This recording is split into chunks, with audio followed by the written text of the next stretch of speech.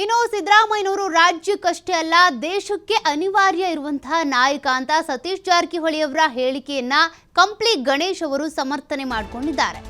ಎಲ್ಲಾ ಶಾಸಕರು ಕೂಡ ಸಿದ್ದರಾಮಯ್ಯನವರ ಬೆಂಬಲಕ್ಕಿದ್ದೇವೆ, ಸಿದ್ದರಾಮಯ್ಯನವರೇ ನಮ್ಮ ನಾಯಕ ಅಂತ ಒಪ್ಕೊಂಡಿದ್ದಾರೆ.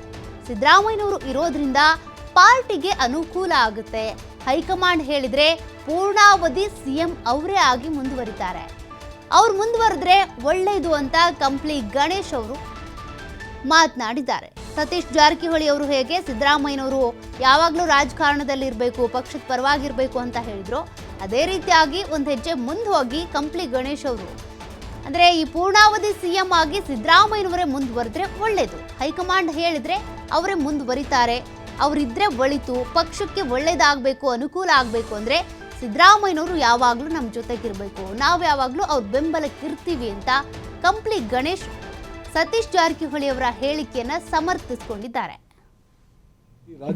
ರಾಜ್ಯಕ್ಕಲ್ಲ ದೇಶಕ್ಕೆ ಅನಿವಾರ್ಯತೆ ಇದೆ. ಅವ್ರು ಇರೋದ್ರಿಂದ ಭಾಳಷ್ಟು ಪಾರ್ಟಿ ಕೂಡ ಭಾಳ ಒಳ್ಳೆಯದು. ಮುಂದೆ ಬರೋಂಥ ದಿನಗಳಲ್ಲಿ ಈ ಸತಿ ನೋಡಿರಲ್ಲ, ಈ ಚುನಾವಣೆ ತಾವೆಲ್ಲ ನೋಡಿರಿ.